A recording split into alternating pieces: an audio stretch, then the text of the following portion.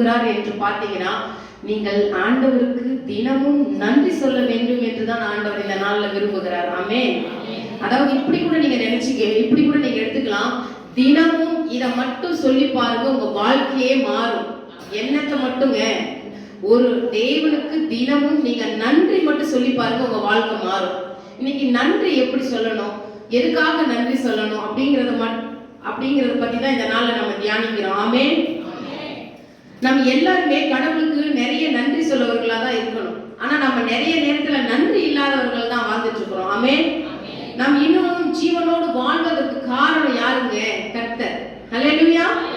நம்ம ஜீவனோடு இந்த இடத்துல நீங்க இந்த நாள்ல ஞாயிற்றுக்கிழமை நீங்க எல்லாரும் உட்கார்ந்துருக்கீங்கன்னா அது ஜீவனோடு இருக்கிறதுனால தான் உட்கார்ந்துருக்கீங்க.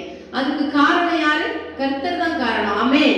உங்களுக்கு ஒரு சின்ன ஒரு வசனம், சங்கீதம் 71:7 நானே படிக்கிறேன். அநேகருக்கு நான் ஒரு புதுமை போலானே, நீரே எனக்கு பலத்த அடைக்கலமாய் இருக்கிறீர். அநேகருக்கு நான் ஒரு புதுமை போல் ஆனேன் அப்படின்னு வேதத்துல இருக்கிறது. நீரே எனக்கு அடைக்கலமாய் இருக்கிறீர் என்று நம்ம தேவனை குறித்து நம்ம சொல்றோம். புதுமை போல் ஆனேன்னா என்னங்க? நிறைய பேர் பாத்தீங்கன்னா இந்த காலத்துல நீங்க நிறைய பேருக்கு முன்னாடி ஒரு ஆச்சரியமா தான் வாழ்ந்துட்டு இருக்கீங்க. ஆமென். ஆச்சரியமா தான் வாழ்ந்துறீங்க. அதை நீங்க யாரெல்லாம் விசுவாசிக்கிறீங்க? நான் இன்னைக்கு ஒரு நிற்பதே ஒரு ஆச்சரியம் தாங்க. நான் என்னைக்கோ மறிச்சு போயிருக்கணும். நான் என்னைக்கே ஒண்ணும் இல்லாம கடல்ல மூழ்கி அழிச்சு போயிருக்கணும். இன்னைக்கு நான் எல்லாருக்கும் முன்னாடியா ஒரு சாட்சியா ஆச்சரியமா வாழ்றதுக்கு காரணம் கர்த்தர் தான் நினைக்கிறவங்க மட்டும் ஒரு ஆமென் சொல்லுங்க பார்க்கலாம். உங்களை குறிச்சு நிறைய பேர் நினைச்சிட்டு இருக்க காரியம் என்ன தெரியுங்களா? உங்க சத்துருக்கள் உங்களை குறிச்சு நினைக்கிறக்கூடிய காரியம் என்ன தெரியுங்களா? அவனுக்கு கடன் பிரச்சனை, அவன் அழிஞ்சிருவான். அவனுக்கு வியாதி, அவன் அழிஞ்சிருவான். அவனுக்கு மரண படுக்கை, அவன் அழிஞ்சிருவான். அவனுக்கு இப்படி ஒரு சூழ்நிலை, அவன் அழிஞ்சிருவான். அப்படின்னு தாங்க உங்க சத்துரு உங்களை பார்த்து ஒவ்வொரு நாளும் நினைக்கிறாங்க. ஆனாலும் கர்த்தர் உங்களை ஒவ்வொரு நாளும் புதுமையா ஆச்சரியமா தான் வச்சிட்டு இருக்காரு. ஆமென். அதற்காக தேவனுக்கு நம்ம நன்றி உள்ளவர்களா இருக்கணும். ஆமென். நம்ம வாழ்க்கையில எல்லாத்துக்குமே நன்றி உள்ளவரா இருக்கணும். நிறைய நேரத்துல நம்ம நன்றி இல்லாதவங்களா இருக்கிறோம். சிலருக்கு நீங்க உதவி செஞ்சு பாருங்க, உங்ககிட்ட இருந்து நிறைய நன்மைகளை பெற்றிருப்பாங்க. ஆனா அந்த நன்மையெல்லாம் பெற்று கொஞ்ச நாள்ல உங்களை எதிரியா தான் நினைப்பாங்க. ஓ ஆமென். ஆனா அப்ப அவங்க நம்மளை எதிரியா நினைச்சு ட்ரீட் பண்ண ஆரம்பிச்சுட்டாங்கன்னா நம்ம என்ன பண்ணுவோம்னா, நான் எவ்வளவு நன்மை செஞ்சாலும் அவனுக்கு நன்றியே இல்லை, அதனால இனிமே நான் அவனுக்கு எந்த நன்மையும் செய்ய மாட்டேன்னு சொல்லி நம்ம விலகி நின்றுவோம். ஆமென். ஆனா தேவன் அப்படி இல்லைங்க. அவர் உங்களுக்கு அநேக நன்மைகள் செய்கிறாரு. ஒவ்வொரு நாளும் நன்மை செய்கிற தேவன் தான் அவரு. ஆனா நீங்க என்ன பண்றீங்கன்னா, கர்த்தர் நன்மை செய்ததை மறந்துட்டு நீங்க உங்க வாழ்க்கையை பார்த்து கொண்டு இருக்கிறீங்க. ஆனா தேவன் நம்மளை போல விலகி, அவன் என் நன்றி, நான் செய்த நன்றியை மறந்துட்டான்னு ஆண்டவர் விலகி நிக்கல. உங்களோடு இருந்து உங்களுக்கு ஒவ்வொரு நாளும் நல்லதை மட்டும் தான் செஞ்சு கொண்டு இருக்கிறார். ஆமென். ஹல்லேலூயா. உங்களுக்கு ஒரு சின்ன ஒரு விஷயம் சொல்றேன். நம்ம உடம்புல மொத்தம் எத்தனை ஆர்கான்ஸ் இருக்குன்னு யாருக்காவது தெரியுமாங்க? உடல் உறுப்புகள் நம்ம உடம்புல எத்தனை இருக்குன்னு தெரியுங்களா? கர்த்தர் நமக்கு இந்த மனிதனுடைய சரீரத்துல மொத்தம் 78 மேஜர் ஆர்கான்ஸ் ஆண்டவர் நமக்கு கொடுத்திருக்கிறார். ஆமென். இங்க இருக்கிற, நான் விசுவாசிக்கிறேன், இங்க இருக்கிற எல்லாருக்குமே 78 ஆர்கான்ஸும் நல்லா செயல்படுது என்று விசுவாசிக்கிறேன். நல்லா செயல்படுறவங்க மட்டும் ஒரு ஆமென் சொல்லுங்க பார்க்கலாம். நம்ம அதாவது ஒரு சிலது, அதாவது நம்ம 78 ஆர்கான்ஸ்ல 1 2 இப்படி அப்படி இருக்கலாம். ஆமென். ஆனாலும் கர்த்தர் மீதி இருக்கிற 76 ஆர்கான்ஸையும் ஆண்டவர் இந்த நாள் வரைக்கும் உங்களுக்கு சரியா செயல்படுகிற ஒரு நிலையில தான் வச்சிருக்கிறார். ஆமென். அதற்காக ஆண்டவருக்கு ஒரு நன்றி சொல்லுங்க. ஹல்லேலூயா. ஹல்லேலூயா. நம்ம கடவுள் தாங்க தாங்குறாரு. யார் நம்மளை தாங்குறது? மனிதன் தாங்க முடியாது, கர்த்தர் தான் நம்மளை தாங்குறாரு. ஆமென். அதாவது ஒரு வசனம் இருக்கு, நான் படுத்தேன் உறங்கினேன், கர்த்தர் என்னை தாங்கினார் அப்படின்ற ஒரு வசனம் இருக்கு. ஆமென். நான் படுத்தேன் உறங்கினேன், கர்த்தர் என்னை தாங்கினார் அப்படின்னா என்ன அப்படின்னா, காலையில், அதாவது இரவு நான் படித்தேன், திரும்ப காலையில் நான் ஜீவனோடு எழுந்தது கர்த்தருடைய கிருபை தான் அந்த வசனத்துக்கு அர்த்தம். ஆமென். எத்தனை பேருங்க இரவு படுத்து அடுத்த நாள் காலையில ஜீவன் இல்லாத இருந்திருக்காங்க? நம்ம எத்தனையோ பேர் கேள்விப்பட்டிருக்கோம், படுத்தாங்க என்னன்னு தெரியல, படுத்தாங்க நைட் நல்லா தான் படுத்தாங்க, காலையில அவங்களுக்கு உயிர் இல்லைன்னு நம்ம எத்தனை நியூஸ் நம்ம கேள்விப்பட்டிருப்போம். ஆனா உங்களுக்கு என்ன வயசாகுதுன்னு நீங்க யோசிச்சு பாருங்க. ஒரு 59 இருக்கலாம், பாட்டிக்கெல்லாம் ஒரு 75 இருக்கும், 60 ஆட்கள் இங்க இருக்கிறீங்க, 30 இருக்கிறீங்க, 35 இருக்கீங்க. இப்படி உங்களோட வயசோட 365 நீங்க கால்குலேட் பண்ணி பாருங்க. ஆமே, உங்க வயசோட 365 நீங்க கால்குலேட் பண்ணி பார்க்கும்போது எத்தனை இரவுகள் கர்த்தர் உங்களை படுக்க செய்து மீண்டுமா ஜீவனோடு உங்க காலையில உங்களை எழும்ப பண்ணியிருக்கிறார் என்று உங்களுக்கு தெரியும். ஆமே, ஒவ்வொரு நாளும் படுத்துறங்கி நம்ம எழுந்திருக்கிறதுக்கு காரணமே கர்த்தர் தான். ஆமே, அதற்காக தேவனிடத்தில் நம்ம ஒவ்வொரு நாளும் நன்றி உள்ளவர்களாய் இருக்க வேண்டும் என்றுதான் தேவன் எதிர்பார்க்கிறார். சில நேரங்களை நம்ம என்ன பண்றோம்னா இது எல்லாத்தையும் மறந்துடுறது. வாழ்க்கையில மனுஷனோட வாழ்க்கையில நடக்க செயல்படாத காரியங்களை குறிச்சுதான் கர்த்தரை நம்ம முறுமுறுக்கிறோம். முறுமுறுக்கிறதுனா என்ன? நான் ஆண்டவரை தேடி போனேன், எனக்கு என்ன நன்மை கிடைச்சிருச்சுன்னு தான் நம்ம ஆண்டவர் முறுமுறுக்கிறோம். இங்க அநேகர் கர்த்தரை நன்றி சொல்றவர்கள் இங்க அநேகர் இருக்க மாட்டீங்க. கர்த்தரை முறுமுறுக்கிறவங்க தான் நம்ம அநேகர் இருக்கிறோம். ஆமே, சரிங்களா? ஆமே, முறுமுறுக்க காரணம் நம்ம வாழ்க்கையில் இது நடக்கல அது நடக்கலங்கிறது மட்டும்தாங்க.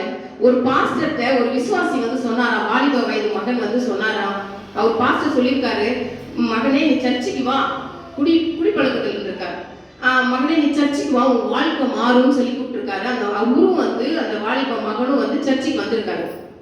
சர்ச்சுக்கு அவர் சர்ச்சுக்கு அடிக்கடி ரெகுலரா வந்திருக்காரு. அப்ப ஒரு நாள் பாஸ்டர்ட்ட பாஸ்டர் நீங்க சர்ச்சுக்கு வந்தா நல்லது நடக்கும் அப்படின்னு சொன்னீங்களே, என் வாழ்க்கையில் ஒரு நல்லதுமே நடக்கலையேன்னு சொல்லி கேட்டாராம். அதுக்கு அந்த பாஸ்டர் சொன்னாராம், அதாவது ஒரு பேப்பரும் ஒரு பேனாவும் கொடுத்து உங்க வாழ்க்கையில எதெல்லாம் செயல்படல எழுதுன்னு சொன்னாராம்.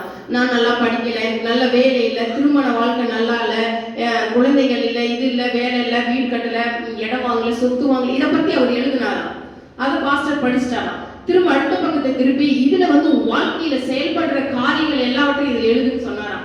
அதுக்கு அவர் என்ன சொன்னார், அவரு அந்த வாலிப மகன் இல்லையா, அதனால அவருக்கு கொஞ்சம் நக்கல் அதிகம். அதனால அவர் என்ன பண்ணாராம், கண்ணு செயல்படுது, காது செயல்படுது, கிட்னி செயல்படுது, ஹார்ட் செயல்படுது, இப்படி இதுன்னு சொல்லி எழுதினாராம். உடனே பாஸ்டர் எடுத்து பார்த்துட்டு, சரிப்பா, கர்த்தருக்கு நான் உண்மையா இருக்கேன், கர்த்தர் என்னுடைய ஜெபத்துக்கு பதில் கொடுப்பார், அதனால உன் வாழ்க்கையில செயல்படுகிற காரியங்கள் எல்லாவற்றையும் நிறுத்திட்டு செயல்படாத இருக்கிற காரியங்களை நான் நடத்துங்க ஆண்டவரேன்னு சொல்லி நான் ஜெபிக்கிறேன், அப்போ உங்க வாழ்க்கை மாறும்னு சொல்லி சொன்ன உடனே விட்ற ஆளை விட்டா போதுன்னு ஒரே ஓட்டாராம். ஆமே, புரியுதா என்ன சொல்றேன்னு? வாழ்க்கையில நீங்க செயல்பட்டு இருக்கிறது மட்டும்தான், அதாவது செயல்படாத காரியங்களுக்கு தான் கர்த்தரை நீங்க முறுமுறுக்கிறீங்க. ஆனா செயல்பட்டு இருக்கிற ஒவ்வொரு உறுப்புக்கும் ஆண்டவர் நம்மள ஒவ்வொரு நாளும் விபத்துக்கும், மரண கண்ணிக்கும், கொள்ளை நோய்களுக்கும் எல்லாவற்றிற்கும் பாதுகாக்கிறத பத்தி யாருக்குமே கவலை இல்லை, நன்றி இல்லை. ஆமே, ஆனா ஆண்டவர் என்ன நினைக்கிறாரு, ஆண்டவர் என்ன விரும்புகிறார் என்று நீங்க பாத்தீங்கன்னா, நீங்க என் பிள்ளைங்க எனக்கு நன்றி உள்ளவர்களா, நான் எவ்வளவு ஆபத்துல இருந்து அவங்கள நான் பாதுகாக்கிறேன், எவ்வளவு ஆபத்துல இருந்தும் எவ்வளவு விபத்துகள் இருந்தும் நான் அவங்களை பாதுகாக்கிறேன், அதுக்கு நம்ம நன்றி இல்லாதவர்களா இருக்கிறாங்களே அப்படின்னு ஒரு ஆண்டவர் வேதனைப்படுகிறார். ஆமே, ஒரு 3 வார்த்தை பைபிள்ல நம்ம ஆக்சுவலா இந்த இதை நீங்க உங்களுக்கு படிச்சாதான் தெரியும். அதனால கம்பல்சரி நான் அந்த பைபிள்ல இருக்கிற வசனங்களை நான் படிக்கிறேன், நீங்க யாரும் படிக்க வேண்டாம், அப்படியே ஒரு நிமிஷம் அமைதியா கேளுங்க. யாராவது நோட் பண்ணிதான் நோட் பண்ணிக்கணும். 1 தெசலோனிக்கேயர் 5:18 பவுல் இப்படியாய் சொல்லுகிறார், என்னவென்றால் எல்லாவற்றிலேயும் சோத்தரியுங்கள், அப்படி செய்வதே கிறிஸ்து இயேசுக்குள் உங்களை குறித்து தேவனுடைய சித்தமாய் இருக்கிறது. ஆமென். எல்லாவற்றிற்கும் சோத்தரியுங்கள். சோத்திரம்னு சொல்றோம் இல்லைங்களா? சோத்திரம்னா என்ன? நன்றி தான் அர்த்தம். நாம ஒரு பெரிய வார்த்தை நினைச்சுக்கிறோம், அது சோத்திரங்கிறது ஒண்ணுமே இல்லை, நன்றி என்றுதான் அர்த்தம். ஆமென். அதுதான் எல்லாவற்றிலேயும் சோத்தரியுங்கள், முதலாவது விஷயம். இரண்டாவது, எபேசியர் 5:20 நம்முடைய கர்த்தராகிய இயேசு கிறிஸ்துவின் நாமத்தினாலே எப்பொழுதும் எல்லாவற்றிற்காகவும் பிதாவாகிய தேவனை சோத்தரியுங்கள். முதலாவது நம்ம என்ன பார்த்தோம்? எல்லாவற்றிலேயும். இரண்டாவது எல்லாவற்றிற்காகவும். மூன்றாவது சங்கீதத்துல சங்கீதம் 34:1 கர்த்தரை நான் எக்காலத்திலும் சோத்தரிப்பேன், அவர் துதி என் வாயில் இருக்கும். ஆமென். முதலாவது எல்லாவற்றிலேயும், இரண்டாவது எல்லாவற்றிற்காகவும், மூன்றாவது எக்காலத்திலும். எக்காலத்தில் எல்லாவற்றிற்காகவும் எக்காலத்திலும் கர்த்தருக்கு நன்றி உள்ளவர்களாக இருக்க வேண்டும். ஆமென், ஆமென். இந்த 3 காரியங்களை நம்ம வாழ்க்கையில எடுத்துட்டு கர்த்தருக்கு நீங்க எப்பொழுதும் நன்றி சொல்லணுங்க. எல்லா காரியத்திலும் உங்களுக்கு ஒரு விஷயம் அதாவது உங்களுக்கு ஏதாவது ஒரு தடை இருக்கலாம், இல்ல ஏதாவது வீட்டுல ஒரு பிரச்சனை இருக்கலாம். அதுக்காக நான் சொல்றேன், அந்த பிரச்சனைக்காக நன்றி சொல்லுங்க. ஆமென், ஆமென். ஒரு சின்ன ஒரு விஷயம் தான். நம்ம சபை கட்டக்கூடாதுன்னு சொன்னாங்க. சரி, கட்டலன்னு நம்ம யோசிச்சோம். 2வது ஆண்டு சபை தான் கட்டிருக்கோம், விட்டுருந்தாங்கன்னா சபை தான் கட்டிருக்கோம். அவங்க விடாத அவங்க போராட்டம் பண்ணதுனாலதான் ஆண்டவர் வீட்டையும் கொடுத்திருக்காரு. ஆமென். அதற்காக நமக்கு வரக்கூடிய பிரச்சனை நல்லதுக்கு தாங்க. ஆமென். கர்த்தர் ஒரு பிரச்சனையோ ஒரு போராட்டத்தையோ நம்ம வாழ்க்கையில அனுமதிக்கிறாருன்னா அது நல்லதுக்கு தான். அதுதான் எல்லாவற்றிற்காகவும் நன்றி சொல்லுங்க. எல்லாவற்றிலேயும் நன்றி சொல்லுங்க. எக்காலத்திலையும். நேத்து தான் அதை செஞ்சாரு, நேத்து தான் இந்த நல்லது எனக்கு நடந்தது, நேத்து தான் அந்த விபத்துல இருந்து எனக்கு காப்பாத்தினார், இன்னைக்கு இல்லையே.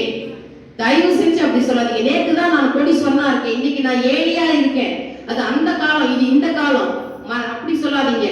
எல்லா காலத்திலையும் கர்த்தருக்கு நன்றி உள்ளவர்களா இருக்கு. ஆமென். சரி, இப்போ ஒரு விஷயம் என்னன்னா, இப்ப பாட்டிக்கு ஒரு 75 வயசு இருக்குங்களா, அவங்களுக்கு ஒரு 75 வயசு இருக்கும். ஆனாலும் பாருங்க, பிறந்ததுல இருந்து இந்த 75 வயசு வரைக்கும் அவங்க ஹார்ட் நல்லா தானே ஒர்க் ஆயிட்டு இருக்கு. ஆமென். உங்களுக்கு இருக்கிற எல்லாரோட வயசு நீங்க நினைச்சு பாருங்க. ஒரு 38 இருக்கலாம், ஒரு 34 இருக்கலாம், ஒரு 50 59 இருக்கலாம், இல்ல 2 வயசா இருக்கலாம், எது வேணாலும் இருக்கலாம். இத்தனை வருடங்களாய் கர்த்தர் நம்மளுடைய இருதயத்தை நல்லா தானே ஈக பண்ணிட்டு இருக்காரு. நேத்து வாங்கின கார் இன்னைக்கு ஓடல, நேத்து வாங்கின செல்போன் இன்னைக்கு ஒர்க் ஆகல, நேத்து வாங்கின ஏசியா இருக்கட்டும், ஃப்ரிட்ஜா இருக்கட்டும், என்னவா இருக்கட்டுங்க, அதெல்லாம் இன்னைக்கு ஒர்க் ஆகுங்களங்க. 59 வருடங்கிறதோ ஒரு 75 வருடங்கிறதோ ஏதோ ஒரு நாள் 2 நாள்ங்கிற மாதிரி எத்தனை வருடம் யோசிச்சு பாருங்களேன். எத்தனை போனை நம்ம கீழே போட்டுறோம், அந்த போனை போட்ட உடனே டெட் ஆயிடுச்சுன்னு சொல்றாங்க. ஆமென்.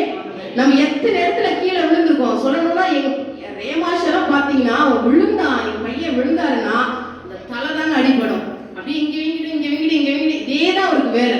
அப்ப ஆண்டவர் எத்தனை முறை அந்த குழந்தையை காப்பாத்தி இருக்கிறாரு யோசிச்சு பாருங்க.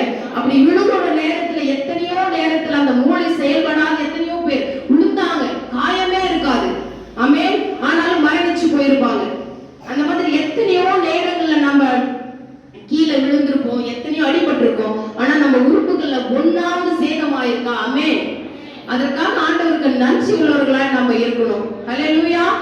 இதுவரைக்கும் நான் பிறந்ததுல இருந்து இதுவரை நான் ஹாஸ்பிட்டல்ல அட்மிட்டே ஆனது இல்லைங்கிறவங்க மட்டும் கை உயர்த்துங்க பார்க்கலாம். ஹாஸ்பிட்டல் ஆக்சுவலா நான் சொல்றது என்னன்னா, ஊசி மாத்திரை போடுங்க, அது தப்பு இல்லை. மனிதனா பிறந்தா அந்த பிரச்சனை இருக்கதான் செய்யும். அட்மிட் ஆகி சீரியஸான கண்டிஷன்ல இருக்கிறாங்கன்னு சொல்லி அதாவது அட்மிட் ஆயிட்டு, அதாவது ஹாஸ்பிட்டல் அட்மிட் ஆகல, ஒரு நாள் 2 நாள் அந்த மாதிரி 10 நாள் அந்த மாதிரி அட்மிட் ஆகாத இங்க நான் இது வரைக்கும் நான் அட்மிட்டே ஆனது இல்லைங்கிறவங்க மட்டும் கை வைக்க பார்க்கலாம். ஆமென்.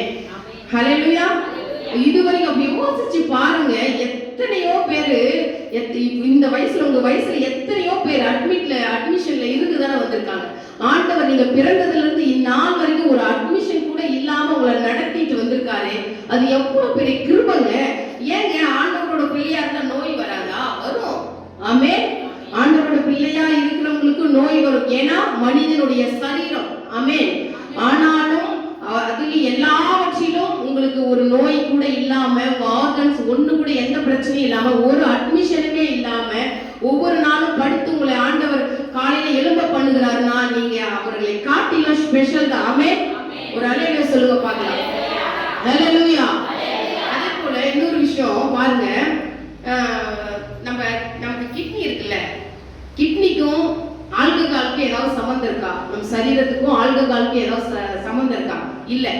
நேத்து நம்ம பாத்தீங்கன்னா வீட்டுல புது வீடு கட்டினவங்களா இருக்கட்டும், பழசா இருக்கட்டும், நேத்து செட் பண்ண டேப் இருக்குல்ல, உப்பு தண்ணி படிஞ்சு டேப்ல சரியா தண்ணி வராது. உடனே என்ன பண்ணுவோம்? அதை கழட்டி போட்டு வேற மாத்துவோம். ஆமென். ஆனா பாருங்க, நம்ம கிட்னி ஆண்டவர் நமக்கு 2 கிட்னி கொடுத்திருக்கிறாரு. ஏன்னா மனுஷன் கண்டதையும் தின்னுவான், அதை எல்லாத்தையும் கரெக்ட் பண்ணுறதுக்காக ஆண்டவர் ஒரு 2 கிட்னியை கொடுத்திருக்காரு. மனுஷனுடைய கிட்னிக்கும் ஆல்கஹாலுக்கும் சம்மந்தம் இல்லை. மனுஷனுடைய கிட்னிக்கு ஆண்டவர் முதலாவது, அதாவது நம்ம சாப்பிட்ற உணவு கரெக்டா இது பண்றதுக்கு தண்ணி தான் நம்ம அதிகமா குடிக்கணும். ஆனா நம்ம என்னென்ன பண்றோம், நினைச்சு பாருங்க, என்ன கண்ட ஜூஸ் எல்லாம் குடிக்கிறோம், கண்ட தண்ணி எல்லாம் குடிக்கிறோம், சிலர்லாம் ஆல்கஹால் எல்லாம் குடிச்சிருக்காங்க. அது எல்லாவற்றில் இருந்தும் அந்த கிட்னி ஆண்டவர் பாதுகாத்து வச்சிருக்கிறாரா? உப்பு அடைச்சு போய் அந்த ரத்தத்துல கலந்துருந்தா இன்னைக்கு நீங்க ஜீவனோட இருந்திருக்க முடியுமா? டயாலிசிஸ் கேள்விப்பட்டிருக்கீங்களா? அந்த வாழ்க்கையில நம்ம வாழ முடியுமா? ஆமென். அந்த வாழ்க்கையில இல்லாதபடிக்கு நீங்க என்ன தண்ணி குடிச்சாலும், ஜூஸ் குடிச்சாலும், என்ன நீங்க மது அருந்திருந்தாலும், அந்த எல்லாவற்றிலிருந்து உங்க ரத்தத்துல யூரியா என்ற ஒரு விஷயம் கலக்காத பிளட், அதாவது என்ன சொல்றது, ரத்தத்துல உப்பு, நோ பிளட் யூரியான்னு சொல்லுவாங்க, பிளட்ல யூரியா இல்லைன்னு சொல்லுவாங்க. அந்த விஷயத்துல இருந்து ஆண்டவர் உங்களை அந்த கிட்னியை பாதுகாத்து வச்சிருக்கிறாரா? ஆமென். அதற்காக நம்ம நன்றி சொல்லணுங்க. ஒரு உண்மையான ஒரு விஷயத்த சொல்ல ஒரு நிகழ்வு நான் சொல்றேன். ஒரு பாஸ்டர் அம்மாவுக்கு இதை நான் கேள்விப்பட்டேன். ஒரு பாஸ்டர் அம்மாவுக்கு உலகத்துல, அதாவது கடவுளுக்குள்ள வராத ஒரு மகள் வந்து ஃபோன் பண்ணி சொல்றாங்க. என்ன சொல்றாங்க அப்படின்னா, என்னோட பையன் வந்து 17 வயசு பையன், 2 கிட்னியும் ஃபெயிலியர். 17 வயசுல 2 கிட்னியும் ஃபெயிலியர். அவங்க வந்து கர்த்தருக்குள்ள இல்ல, அவங்க உலக மக்கள். 2 கிட்னியுமே ஃபெயிலியர். ஆமென். அந்த மகனுக்கு வாரத்துல 3 நாள் வந்து டயாலிசிஸ் பண்ணுவாங்களாம். ஆமென். 3 நாள் டயாலிசிஸ்னா, ஒரு டயாலிசிஸ்க்கு உயிர். அப்படியே இந்த பக்கம் ஒரு பக்கம், அதை நான் பார்த்ததில்ல, நம்ம யூடியூப்ல கூட செக் பண்ணதில்லை. ஆனா சொல்றாங்க, இந்த பக்கத்துல ரத்தம் போகுமா, அந்த பக்கத்துல சுத்தி வச்சு திரும்ப ரத்தம் உள்ள வருமா. அப்படி வந்து கழுத்துல தான் முதல்ல ஹோல்ஸ் போடுவாங்களாம். அல்லேலூயா. அப்போ வந்து அந்த ஒவ்வொரு டயாலிசிஸ்க்கும் உயிர் போய் தான் வருமா.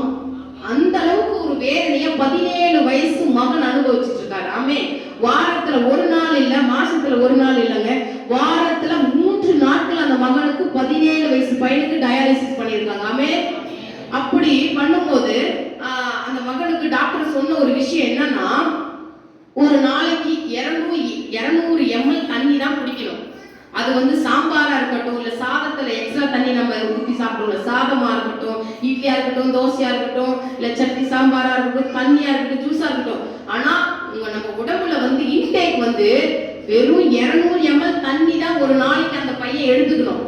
நினைச்சு பாருங்க, நம்மளால சாப்பாடு, குழம்பு எல்லாமே ஒரு 200 ml எடுத்துக்க முடியுமா? தண்ணி எல்லாம் 200 ml எடுத்துக்க முடியுமா? சொல்லுங்க பார்க்கலாமே. ஆனா அந்த குழந்தை வந்து ஒரு நாளைக்கு 200 ml தண்ணி மட்டும்தான் குடிக்கணும். இல்லைன்னா இன்னும் ஒரு நாள், அதாவது வாரத்துல 4 நாட்கள் அந்த குழந்தைக்கு டயாலிசிஸ் பண்ண வேண்டியது இருக்கும். ஆமென். அந்த டயாலிசிஸ் குறைக்கணும்னா நீங்க 200 ml தான் டாக்டர் தண்ணி குடிக்கணும்னு சொல்லுவாங்களாம். அந்த குழந்தை ஏசி, அதாவது வெயில் காலத்துல ஏசி போட்டு வச்சிருந்தாங்களா, அந்த ஏசி அந்த நேரம் ஒர்க் ஆகாம போயிடுச்சான். அப்ப அந்த மகன் அந்த தாய்கிட்ட, அம்மா எனக்கு தண்ணி தாகமா இருக்கு, ப்ளீஸ் தண்ணி கொடுங்க. அந்த குழந்தை, அவன் பையன் அழுவானா. அந்த தாய் சொல்லுவாங்களாம், ஒரு டம்ளர் தண்ணி கொடுத்துட்டு, மகனே மாதிரி வா, தொண்டையிலே வச்சுக்கோ, அப்படியே உள்ள முழுங்குற மாதிரி முழுங்கிட்டு வச்சுக்கிட்டு வாயெல்லாம் அப்படியே இது பண்ணிட்டு திரும்ப அந்த தண்ணி துப்பிடு, முழுங்கிடாத. அந்த பையன் அழுவானா. அவங்க அம்மா, அவங்க அந்த குழந்தை தண்ணி தாகத்துக்கு, அந்த வேதனைக்கு அழுவும் பொழுது ஒரு தாய்க்கு எப்படி இருக்கும் நினைச்சு பாருங்க. ஆமென்.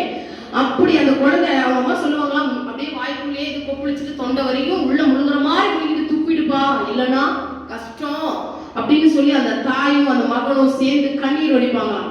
அதற்காக அப்ப நினைச்சு பாருங்க, அப்படி ஒரு சூழ்நிலையில நம்மள ஆண்டவர் வைக்கலையே, அப்படி ஒரு சூழ்நிலையில் நம்ம பிள்ளைகளை வைக்கலையே. கர்த்தர் நல்லவர் இல்லையா?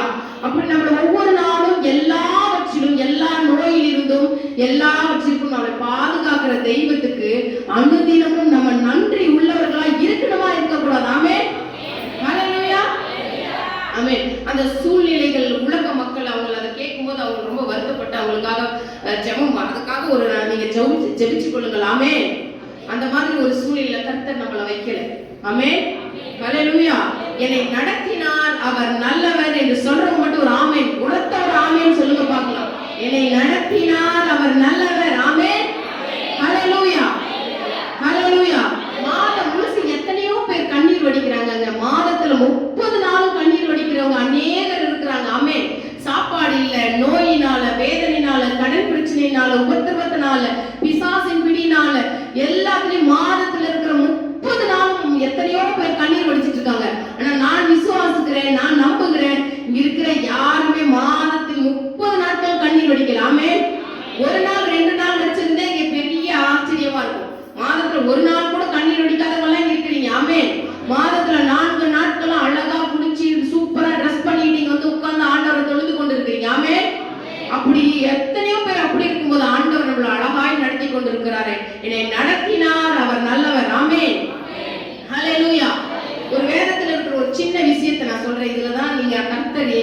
எதிர்பார்க்கிறார் என்று புரிந்து கொள்ள முடியும். லூக்கா 17ல 10 குஷ்டரோகிகள், ஹல்லேலூயா, ஒரு கிராமத்துக்குள்ள இயேசு வருகிறத 10 குஷ்டரோகிகள் பார்த்தாங்களாம். ஆமென். இதை நான் வேதத்தின் அடிப்படையில உங்களுக்கு நான் படிக்கல, லூக்கா 17 நீங்க வீட்டுல படிச்சுட்டீங்க. 10 குஷ்டரோகிகள் ஹல்லேலூயா, 10 குஷ்டரோகிகள் ஆண்டவர் ஒரு கிராமத்துக்குள்ள நுழையும் போது 10 குஷ்டரோகிகள் அவரை பார்க்கறாங்க. பார்த்த உடனே உரத்த சத்தம் போட்டு, ஆண்டவரே நீங்க வந்துட்டீங்களா, எங்க குஷ்டரோகம் சரியாகும்படி எங்களுக்கு நீங்க உதவி செய்யுங்க, எங்களை நீங்க சரிப்படுத்துங்கன்னு சொல்லி ஆண்டவர்கிட்ட கேட்கறாங்க அந்த 10 குஷ்டரோகிகளும். ஆமென், ஹல்லேலூயா. அந்த 10 குஷ்டரோகிகள் ஆண்டவரை பார்த்தோன்னே உரத்த சத்தம் போட்டு, ஐயரே எங்களுடைய குஷ்டரோகம் சரியாகும்படி எங்களை ஆசீர்வதியும் என்று சொன்னார்கள். அப்பொழுது ஆண்டவர் சொன்னார், அங்க போங்க, ஒரு ஆசிரியர் இருப்பா, அங்க போங்கன்னு சொல்லி ஆண்டவர் அவர்களை அனுப்பி வைப்பாரு. அனுப்பி வைக்கும் பொழுது போகும் வழியிலே 10 குஷ்டரோகிகளுக்கு அந்த குஷ்டரோகம் சுகமாயிடும். ஆமென். 10 குஷ்டரோகிகளும் ஆண்டவர் சொல்வார், அந்த ஆசாரியன் இடத்தில் போங்க என்று சொல்லுவாரு.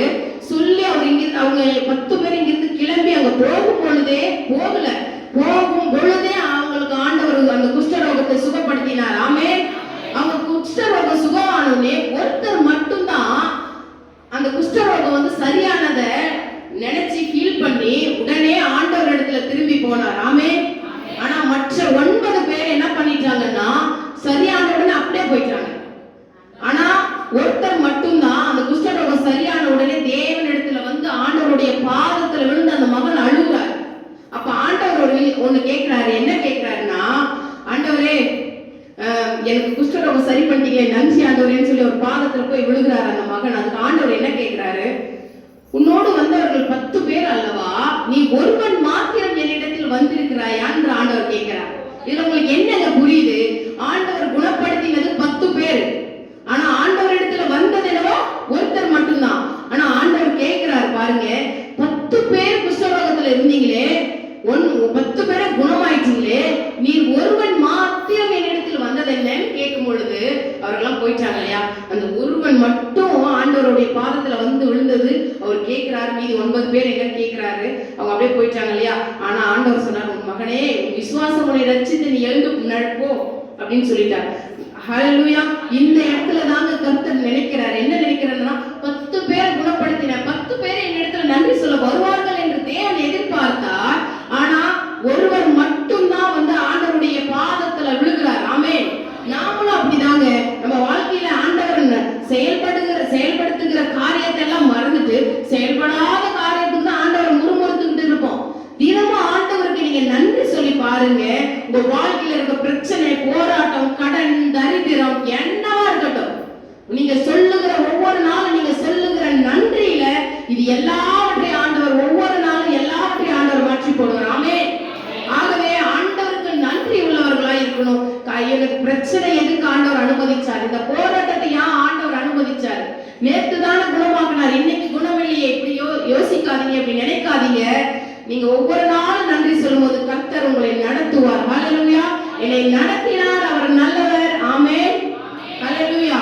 அதனால எல்லாவற்றிற்காகவும் எக்காலத்திலும் கர்த்தரை நீங்கள் ஸ்தோத்திரிப்பீர்களாக. ஆமென், ஹல்லேலூயா.